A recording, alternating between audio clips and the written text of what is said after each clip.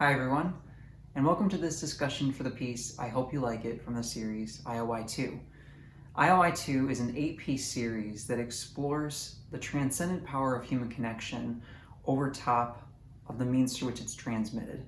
Ultimately, it is a series about hope that just because interactions have to happen through an online space or through digital means does not mean that the relationships are contingent upon those means, but rather that the bond of human beings amongst one another transcends those means through which they're forced to communicate. For a more in-depth look at this series, I will put a link to the general series overview in the description of this video. Now let's focus specifically on I Hope You Like It, beginning with this piece's title and its placement in the series.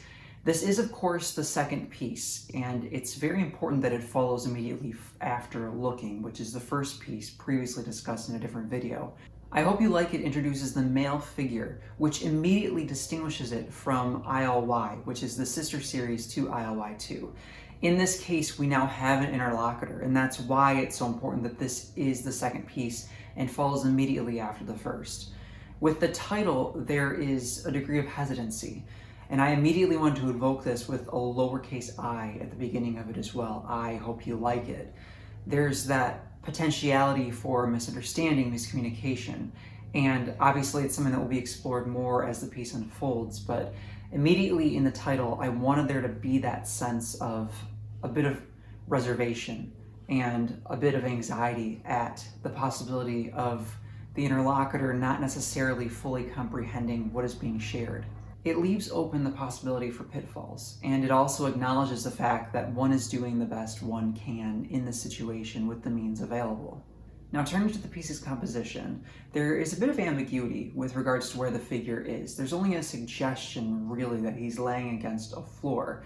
Up on the top of the picture plane, you'll notice the actual name of the image file behind him, and he does overlap it slightly, so there's a sense that he is coming forward in the composition over top of this image. He is fully formed, and that's also clear with his attire, meaning he's not just sort of enveloped by this image, but he, like the figure in Looking previously, is a full figure in a full human form in this case. The text box, it suggests that something is being quoted, that it's a bit of a private message, and it gradually dissipates. It's another suggestion that he, the figure, is having some sort of predominance over top of the imagery in this case that's more associated with the technology and the digital means. So overall, this composition is meant to place more emphasis on the figure and to give him a sense of predominance in spite of his demeanor and in spite of the hesitancy placed upon him. That really does draw us right into the conceptual identity of this piece. Again, with there being a second figure, there's a great emphasis on reciprocation, and that is one of those overarching tenets involved with the entire IOI 2 series. No longer are we dealing with a situation like IOI where there is one-sided voyeurism, where there's a figure being stared at, being admired through the screen, but rather we have dialogue now. There is an introduction of dialogue. Even if it's hesitant and even if it's concerned, there is still an undeniable amount of connection that's trying to be made at the very least. The reserved expression of the figure is also another connection to Looking, the first piece, in order to try to link these two figures conceptually. It's also to confirm Looking that, yes, actually, in Looking, we were unsure whether there was actually a sense of the looking on part of the viewer or the actual figure. In this case, we now have a greater insight into that piece because we can sort of acknowledge that the looking was going on back and forth now, that it was much more of an interplay.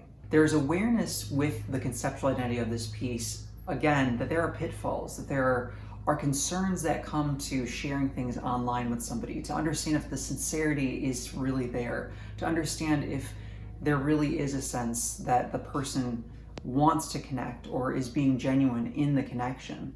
It's very easy through online interactions for things to become misconstrued, misunderstood, or mistranslated. And I Hope You Like It embraces that awareness that, yes, there are a lot of challenges between us, and I desperately hope you like what I'm sharing with you. I desperately hope you like what it is that I'm offering through this means, through this image. Regarding the emotional impact of this piece, I wanted to capture a sense of fear and unrest and an unsettled mentality overall. It's really focused on the tension that individuals feel when they share a life across a computer screen, especially when they have that awareness of the limitations as I've been describing. I wanted to again capture a sense of hesitancy and uncertainty that comes with being vulnerable, because in this case we have two figures, or if we just look at I Hope You Like It without looking as well, we have one figure who is trying to share a message, share words, share an image with a sincere heart to an interlocutor, fully aware that it might not actually come across the same way. And unfortunately, that's the reality with technology, is our emotions are not fully transmitted no matter what we do. It always becomes contingent on what the other person just naturally understands from their perspective of what is being shared. I wanted to embrace the weight of the risk in this piece. And again, it comes to that figure's expression. There's so much stress possibly built up behind what is being shared that once it's out there, once he sends this to the person he's trying to communicate with, he no longer has any power to determine how this person will understand it or how they will experience what he's trying to share. As mentioned with looking, there is a great sense of this cold winter being embraced, and I hope you like it. This is very much present in this piece, while looking was starting to turn towards the warmth, and I Hope You Like It does that too in very subtle ways. There's still a great solidity here with wanting to evoke a sense of cold, wanting to embrace a sense of slumber, that the warmth is on its way, but we are still in these unsure, these uncertain, and these very long periods that feel inescapable at times. I think I'll stop there for now. Thank you so much for taking the time to learn more about this piece, and I truly hope it helps you to connect more deeply with it. Please share this video with anybody who might find it worthwhile, and until the next one, take care, everybody.